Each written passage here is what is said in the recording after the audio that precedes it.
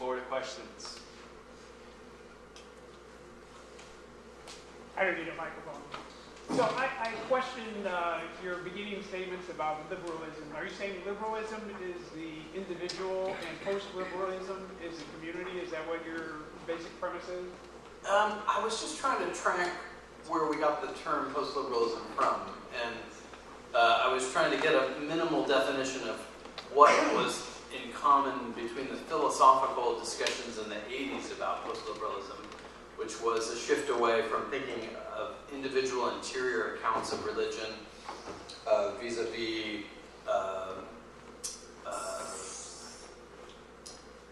the idea of the liberal idea is that of religion is that religion is a sentiment, an interior feeling. And the post-liberal philosophical idea is that religion is not an interior sentiment, but is a set of truth claims about an objective reality. And that shifted the philosophical and religious discussion in the 80s from an individualistic account of the soul to a more communitarian account of the soul. And I see that also in the political post-liberalism, that liberalism as a political idea makes the individual the fundamental unit of political thinking, and that a post-liberal approach tends to make the community the fundamental unit, or the family the fundamental unit. So you talked about the failure of the liberalism. So what are the failures of the liberalism as you see it? What are the failures of liberalism? Yeah. Why is the community a better solution than the individual? Well, it's not necessarily a better solution. Thank you. This is why I talk about the promise and perils of the post-liberal theology. It depends on which community. And what you think, what is the morality of that community? And what are the common ends of that community? And I think part of the conceit of liberalism is that it says you don't have to have common ends. The conceit of liberalism is that you don't need God, you don't need common ends, and you don't really even need a thick common morality. You just need the thinnest possible common morality that manifests itself in kindness or something. But so liberalism fails to actually secure what a classical thinker would say actually is a political community. And I think that's what gives us the tremendous kind of at your throat war of all against all. I think the Hobbesian founding of liberalism is actually telling. I mean, I think depending on your view of the origins of political liberalism, if you think it begins with Locke, well then there's a certain debate to be had. But I think it begins with Hobbes. Hobbes, of course, is trying to construct a terrifying political authority out of a construction of individuals. And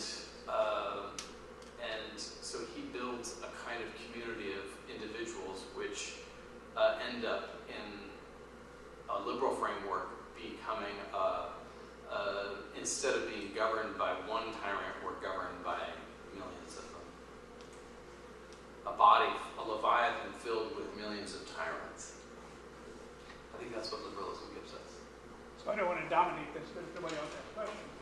So you're talking about a common goal for the post-liberalism. What is the common goal for the post-liberalism? That the individual doing things better for himself, which in turn is better for the community, which has created the greatest country in the world and lifted more people out of poverty than anything else. What is the better goal? I used to believe that in the 90s. That was the thing we said in the 90s, that we used to say that about capitalism, that capitalism was great because it lifted more people out of poverty. If capitalism does this, why do we have tent cities in the middle of our greatest cities? Why do we have this problem? If capitalism raises everybody's votes, or if liberalism raises everybody's, why? Yeah. So again, everybody else chime in if you want to. So part of our problem is we've let millions and millions of people in this country. They don't speak the language, they have no skills, they're decreasing the wages for Americans, they're destroying our education, they're going to destroy our Social Security system, our Medicare system. Yeah. People are not working because I used to live in Colorado. You can't find a English-speaking painter, roofer, construction worker in Colorado. There's one guy who speaks English, everybody else does not. We're destroying our country, and the reason that is because the globalists want to have a one-world government controlled by the UN. The only way they can get there is to destroy the United States. And so the open borders is the best way to do that, and you're even seeing that in Europe. They're destroying Europe as well. I mean, I agree with that, but the reason that they are behaving that way, what would you say is the reason they're behaving that way? Because it's money. People like George Soros and the global, everybody talks about the richest person in the world. The richest people in the world are the Rothschilds. Back in the 1800s, they controlled more than 50% of the wealth. What is their politics ordered to? Pardon me? Their politics is ordered to the few and not the good of the many. That's true. They want to go back to a kings and queens and everybody else a servant. Well, they have that. They have that. But under the guise, United States is the last one that has to fall before they can put in their full. But they are the greatest believers in liberalism, in democracy. They'll tell you that. Well, maybe democracy is not Republican. I think what you're describing is that the elites despise the many. Yes. And that is inherent actually in the nature of liberalism itself. Liberalism is not actually a political philosophy that does actually raise everybody's hopes. It doesn't actually uphold a common morality, common ends. What it does is it encourages greed. It is a philosophy of avarice. Okay, so I think we're getting away from, you're giving equal opportunity under liberalism, and you're going to equal ends under post-liberalism. Common ends, and it's again, I don't know what your common just is. a classical. It's just a classical definition of politics, which I think a good post-liberal vision would take that seriously. Would take Ciceronian classical questions about what is the good of the community. George Soros isn't asking what's good for communities; he's asking what's good for him. The World Economic Forum isn't asking what's good for every person in individual countries. Not asking about the sovereignty of Hungary. Not asking about the sovereignty of the United States. And I would put to you that, that is a tyranny, right? It's a tyranny. And liberalism isn't going to save you from it. If people knew about it and they knew what's going on, we wouldn't keep electing these people who are controlled by the global elites. And that's the reason they hate Trump. And I don't trust Trump 100%. Sure. Because he said he was going to drain the swamp, and he kept putting people in the swamp. If he gets reelected and he starts draining the swamp, he could save the country. Sure. But if we elect the other side, we're going to have open borders for another 4 years, and we will not have a country come 2028. Yeah, I don't disagree with that. Yes. Hi, are you familiar with the works of Ayn Rand? I am. Yeah. So how do you feel about that in terms of like her whole philosophy on being everyone working on producing for themselves instead of producing for everyone else, and that actually creates a better society? Do you think that goes hand in hand? No. You want a controversial answer, or you want a really polite one? Sure, controversial. I think that's like the politics of hell. Is where everyone's out for themselves, and that actually that's precisely what kind of politics the devil would like actually everybody to live according to. Not a politics in which you care for your neighbor. And I cannot commend the politics of hell as a theologian. Back there. As a Christian, Yes. and I want your opinion on this. Is it safe to say that America can really be saved by a human or even by God, because it's a democracy. It's a republic. Meaning that the essence of a democracy is a republic is, in essence, you have the freedom to pull yourself up by your own bootstraps. You know, if you're living in a tent city, you can go to school. You can create your own way. You can create your own destiny. Yeah. So it's not really about relying on Trump or Kamala Harris Sure. or Obama or Clinton. It's about relying on you, your gifts, your ability to control your destiny, to create your own view of the promised land. I think, it's so fascinating to me because I get questions like this a lot. Christians are really interesting because they want to say they need God's grace for just about everything, except for politics. It's like the one area in which they're just modern Christians are like instinctual Pelagians when it comes to politics. We just don't need God's help here. That isn't actually the historic teachings of Christianity. The historic teachings of Christianity are that in every area of life, including politics, you need God's help. And so I would say in answer to your first question, though, that's why I said this is to think about the salvation of any nation, Hungary or Russia or China or America, Mexico, you're thinking analogously. You're thinking in terms of analogy to the salvation of the human soul, because the human soul is made to know God. We're made to know the end of existence, and that's God, and God is the only thing that will make our soul happy. But analogously to that, because a nation is nothing other than human souls on pilgrimage in community, that they also need recourse to the help of heaven. And, I was in Rome a few years ago, and I went into the catacombs, where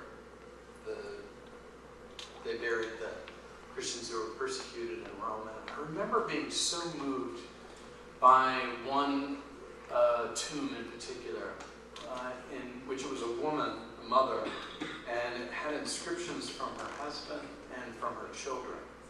And they inscribed, and the tour guide was reading to me the inscriptions. And one of the inscriptions was from her children, and it was expecting to see their mother in heaven. Like, we're going to see you in heaven. And then the father's inscription was, we can't wait to be with you and have your cooking again. The sort of visceral sense that heaven was going to be a place in which our human attachments were going to be carried up and redeemed. And I think nations are also like families. They're like families of families. And that our human attachments, our patriotism for one another, our love for one another as fellow countrymen matters. And it matters. It's not that nations get redeemed in the way that souls get redeemed, but that those attachments have kind of eternal resonance. And we should care about our neighbors for that reason, and not just our family members, but a nation is nothing other than a family of families. That's the most fundamental thing that a country is a family. In Catholic teaching, a family is an intrinsic good, but it doesn't have everything it needs.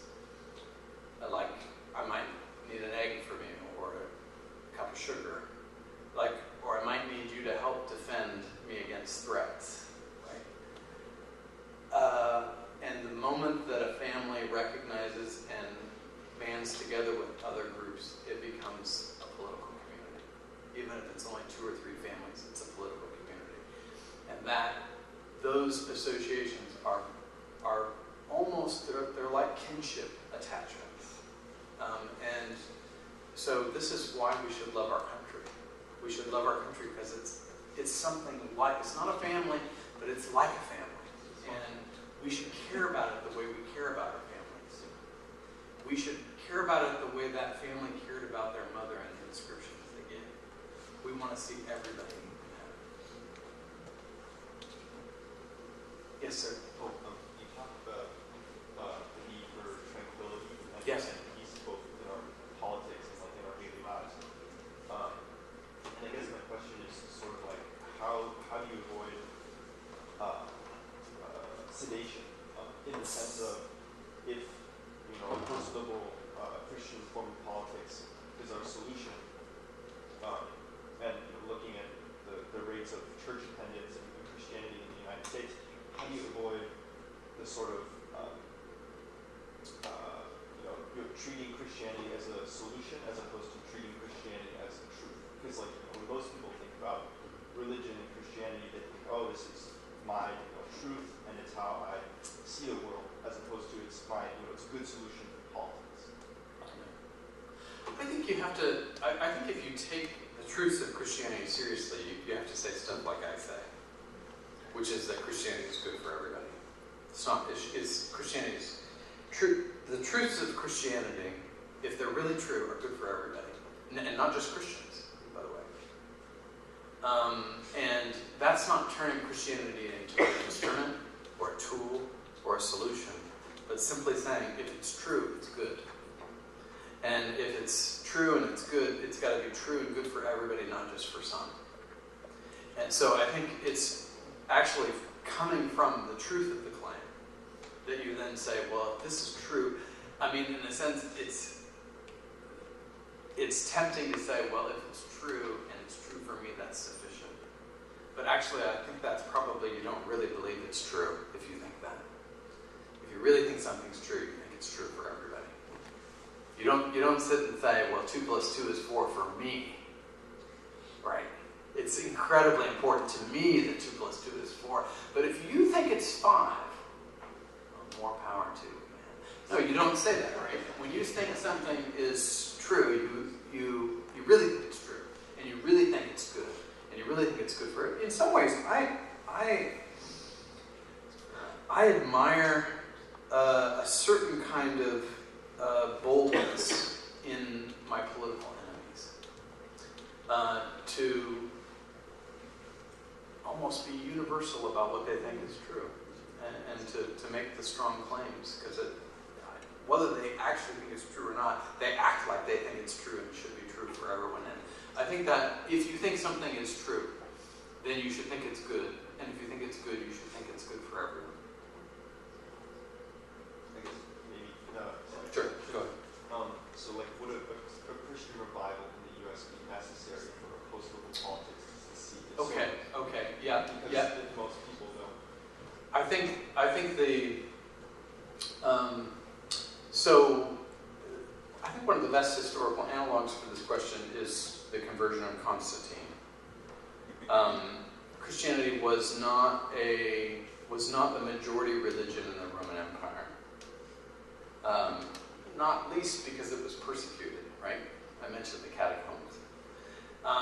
And so it was a minority persecuted religious sect. When the leader of the empire became Christian, Christianity exponentially grew. Okay, the missionary expansion by the apostles, St. Paul, St. Peter, okay, Christianity expanded. But when a political leader said, okay, we're not going to persecute Christians anymore, we're actually going to be, at least, we're going to be publicly supportive of Christianity. That's what Constantine said. We're not going to kill Christians anymore. We're actually going to, not only we're not going to persecute anymore, but we will give public funds to give them public spaces. And it gave imperial funds to build basilicas and things like that, churches. That had an exponential effect on Rome. That was good for Rome. That had a vivifying effect on Rome. And it did not require a majority of Christians. So then I asked, do I need a majority of Christians to do something good for a country? And I would say, well, it would be better if we had a majority of Christians. But I think, in a sense, all you need is people with political will to say, we're going to start observing Sabbath laws again. Sabbath laws are blue laws. Do you guys know what blue laws are? Blue laws were on the books. They're still on the books. Blue laws have almost never been abrogated in any municipality. Why did we have Sabbath laws? Because we were a country that recognized God publicly. All it would take is political will simply to restore Sabbath laws. Do we need a majority who votes in some referendum for that? I don't think so. Back. Oh, yeah. Excuse me. I was just wondering, do you think do we ever reach a point where we have an organization, you could say like a community of communities, that is too large for cohesion? Like in the United States right now, we're seeing vastly disparate societies cropping up. That's right. And, yeah, I guess, do you think that there's a certain point where you can kind of like reject the liberal idea of like bringing all societies together and instead recognizing the good and allowing societies to flourish separately rather than trying to cram them together? Of course, you know this is a classical question, right? This is a classical question. This is, Aristotle has a particular view on this. Not all classical thinkers agree on the question. The question of scale. How big can you get and still have a common morality, and still have a common set of things?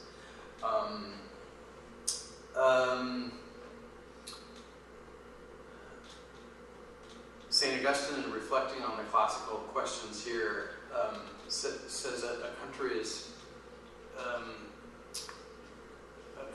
a kingdom, he says, should neither be like, what's the politic way of saying it? An obese man, nor an emaciated man, but one of moderate size. And that you need to be of a moderate size. You should neither grow to sort of imperial proportions, nor be so small that you can't actually care for everybody. And that tracks pretty well with the things Aristotle says. Aristotle has like particular numbers that he puts, like how big you could be. But I think behind whatever numbers you put with the right scale is just this question of finding the mean, neither being too large or too small. And that is a question for America. I think the founders thought about this in terms of a distinction between states and the sovereignty of states and the role of the federal government, trying to find a solution to that problem of scale. Coordinating political sovereignties in one nation was a challenge. I would say the scale question, in my view,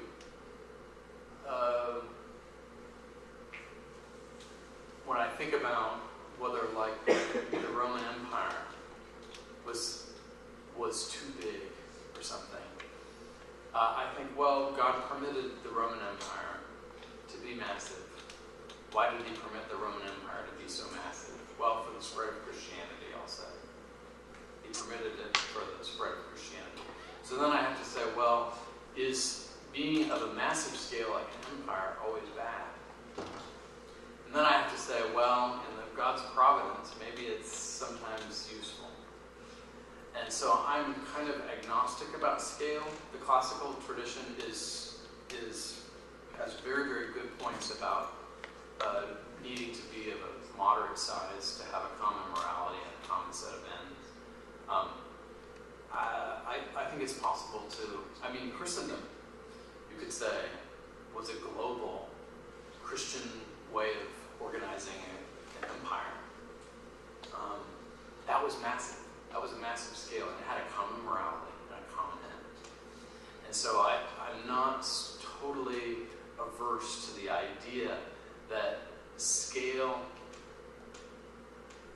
let me put it this way, a common morality and a common set of ends can be scaled up on the right terms. Yes, sir.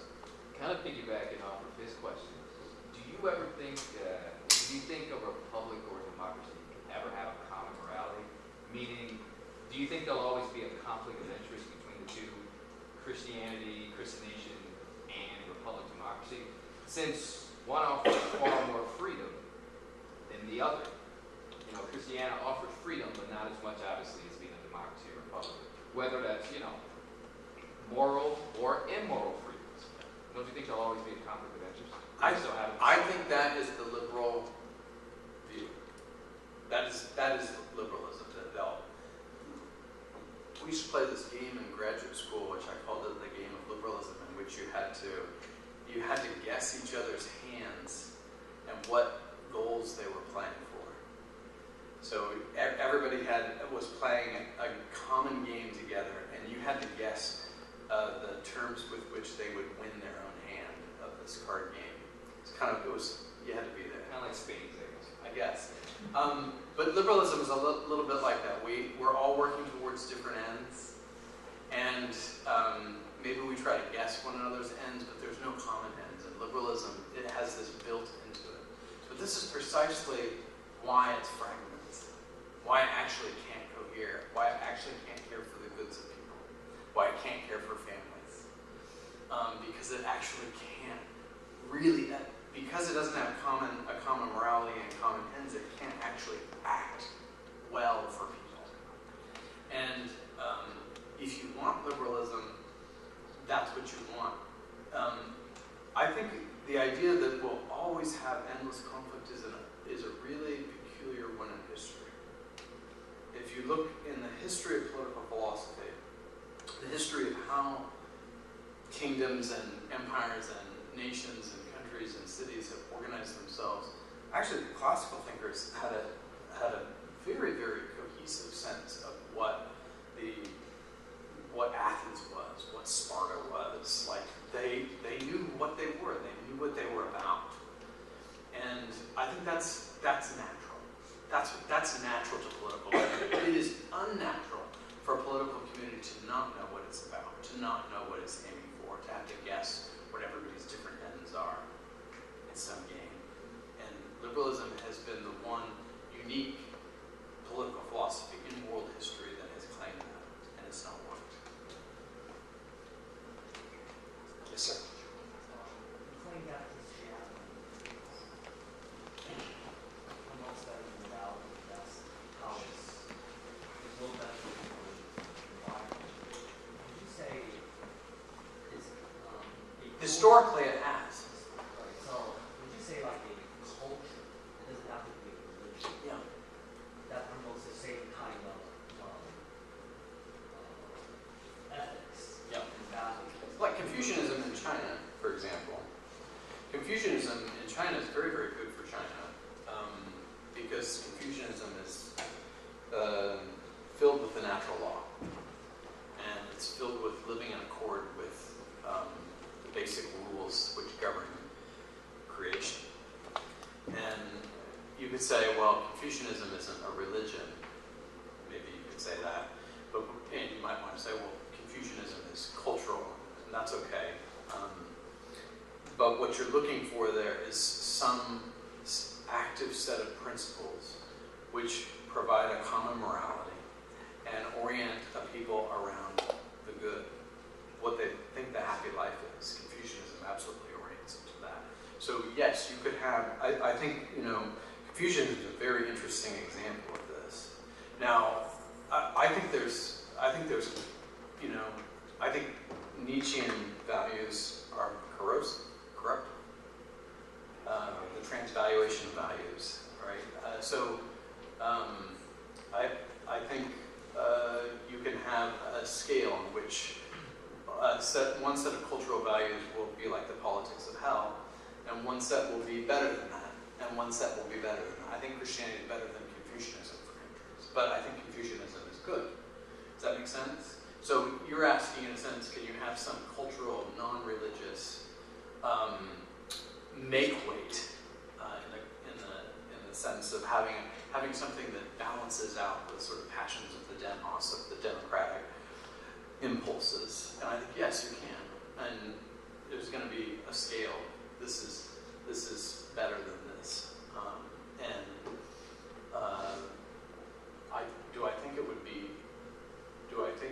I think Confucianism would be better than Nietzscheanism. I think Christianity is better than Confucianism. But I think in a sense,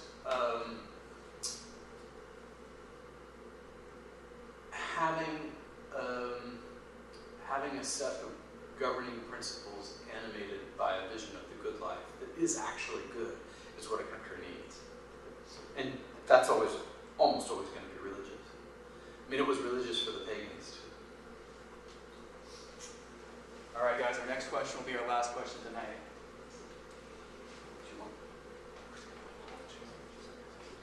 Okay? Yeah? So, I'm not a Christian. Sure. From my understanding, the Catholic Church, especially since Vatican II, has tried to have more evangelizing mission than what it previously had, like more key essence.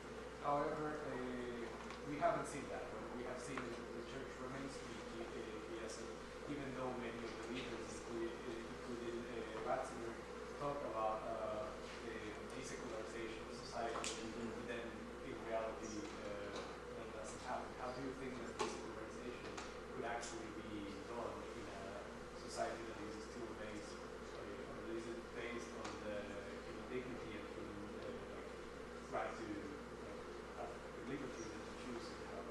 What would be like a recommendation for people that would like to succeed? Yeah, I mean, in a sense, what sort of post-liberal policies will be conducive to that?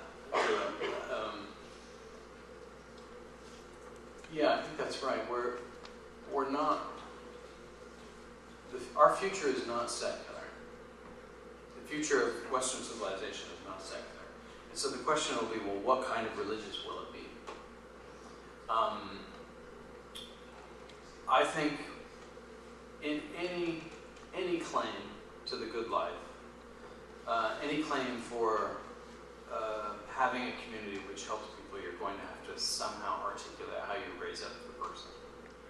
But you're going to have to do that in a relational way, so you're going to have to be able to show how you raise up the family and how you can be a polity that is good for families, that creates families.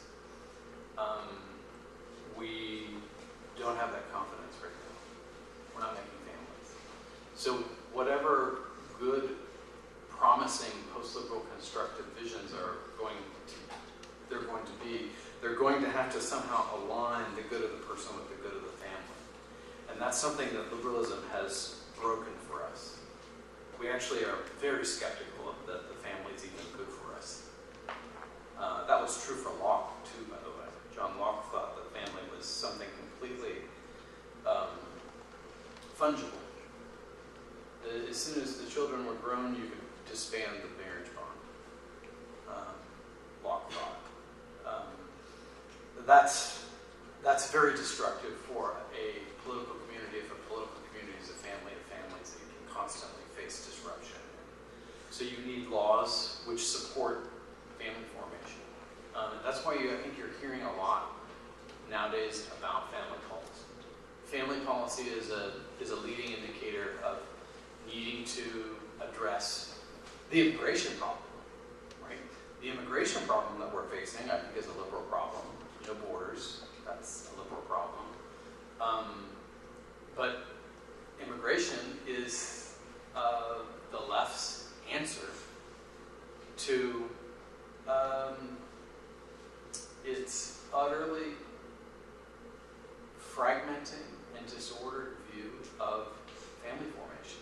It cannot form families. It cannot encourage men with one reproductive system and a woman with a completely complementary reproductive system to enter into marital bonds and create families that are productive of the nation's future. And because they can't support that,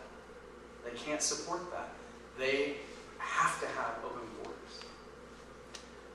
That's bankrupt. There's no future in that. That's death to our country. That's death to all countries. Thomas Aquinas says that you have to, citizenship is something that someone can come from outside after a generation. You have to share a common language, a common morality, common ends, common religion in order to share in the good of a country. And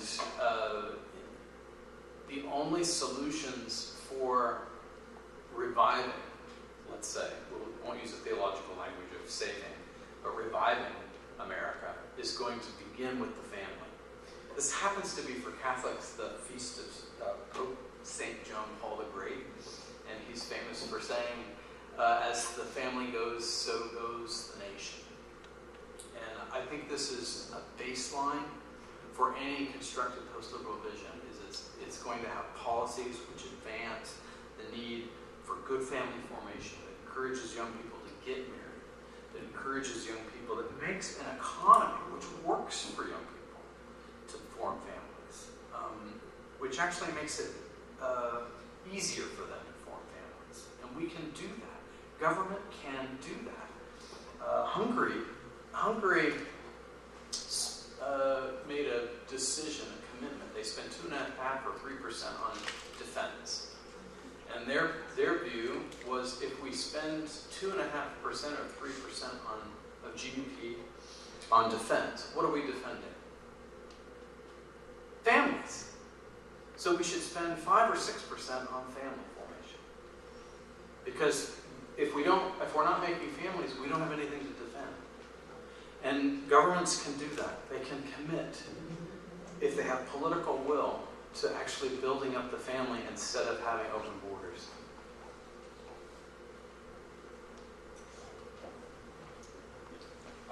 All right, guys, we only have a room until 8:30. Thank you all for coming. And then I would especially like to acknowledge that we have a state senate candidate, Jeff Brownfield here, if you would like to talk to them. And then I mentioned about Young Americans for Solidarity. They have a booth in the back, so if you would like to know more about their RSO, but thank you to everyone who came. And then Turning Point people, we're going to have a picture with Dr. Chad Pecknold. But please give Dr. Chad Pecknold a round of applause.